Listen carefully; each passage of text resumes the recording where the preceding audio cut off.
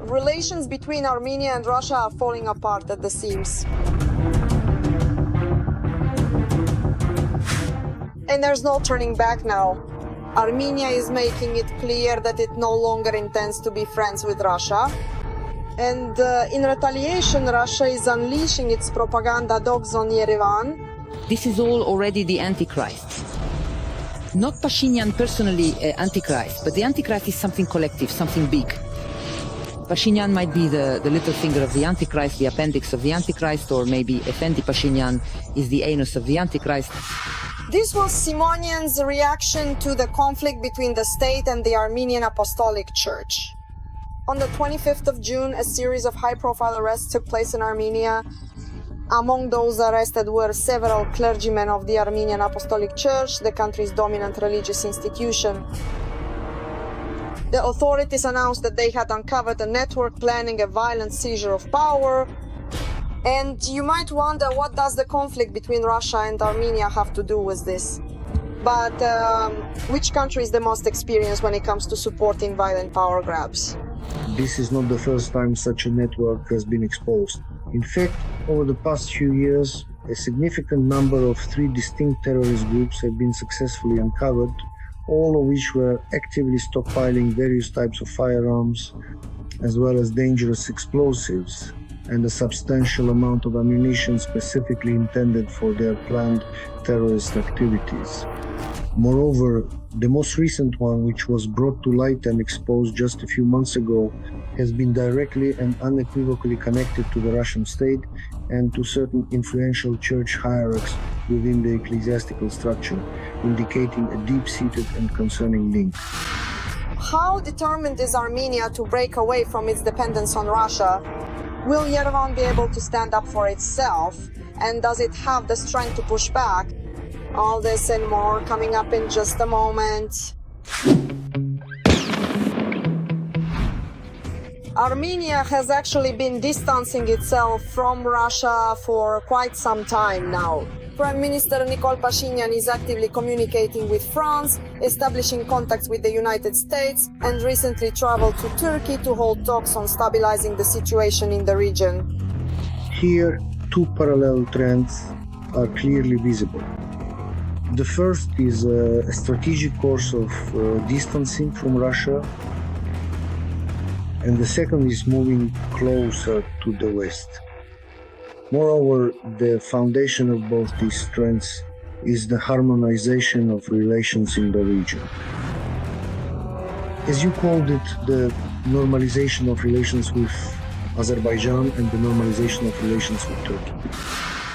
Russia is very unhappy about this, but Armenia is only driving the nail deeper into the coffin of its relationship with Russia. Now they've even threatened to withdraw completely from the Collective Security Treaty Organization. The reason is that Russia does not recognize the internationally recognized borders of the Republic of Armenia. Specifically, based on the Alma-Ata Declaration of 1991, this is in fact what Russia does not recognize with regard to Ukraine as well. We understand that Russia will not recognize this, because for Russia's current new imperial policy, such recognition would be suicidal. Another signal to Moscow that the old relationship with Yerevan is over was that Armenians no longer want Russian military assistance. For decades, the Russian Federation was the main supplier of arms to Armenia, but in the past 2 years there has been a sharp decline in military technical cooperation between the 2 countries. At the same time, the contracts had already been paid for by Armenia, but the Russian Federation did not deliver the weapons. It was recently revealed that this dispute has been resolved. Yerevan announced an agreement under which Russia will simply write off part of Armenia's debt in exchange for the paid but undelivered weapons. With the start of Russia's aggression against Ukraine, relations with Russia in the field of security and defense were terminated, at least for objective reasons, yes, because Russia itself didn't have enough for its own needs. That's why now they're relying, for example, on the North Koreans. As a result, the Russian Federation has sharply fallen from the position of leading arms supplier to an outsider, while new partners France and India have taken the lead. In particular, at the end of 2023, Paris delivered Bastion armored personnel carriers to Yerevan. The French Bastion is classified as an APC and can carry up to 10 people. It is equipped with turrets for 7.62 or 12.7 millimeters machine guns.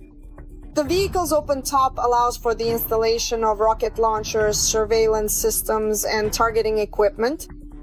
The armored personnel carrier also boasts improved armor. It provides protection for the crew against small arms, fire, mines, and improvised explosive devices. Considering that most of the Armenian army's equipment dates back to the Soviet era with a bit of Russian hardware, these relatively new French armored personnel carriers are like a breath of fresh air by comparison. After the war, it became absolutely clear that all these Russian systems and subsystem size, the institutions are completely useless. They have outlived their usefulness, and all of this needs to be thrown out, so to speak, to clear the construction site and build something new. This requires a lot of money. And Armenia adopted. Yerevan has significantly increased military spending. If in 2020 Armenia's defense budget was $785 million, by 2025 it will have reached $1.7 billion, which is more than 6% of the country's GDP. But it should be taken into account that Armenia is small, and as a result its army is also small. The Armenian army numbers just over 40,000 with another 200,000 in reserve. But despite this, Armenia is ready to fight. For its security, for its freedom, for its choice, and that definitely deserves respect. We understand that Russia won't just live here on its own, unless it is simply forced out. And that could be dangerous, because Armenia is, after all, a small country. It's true.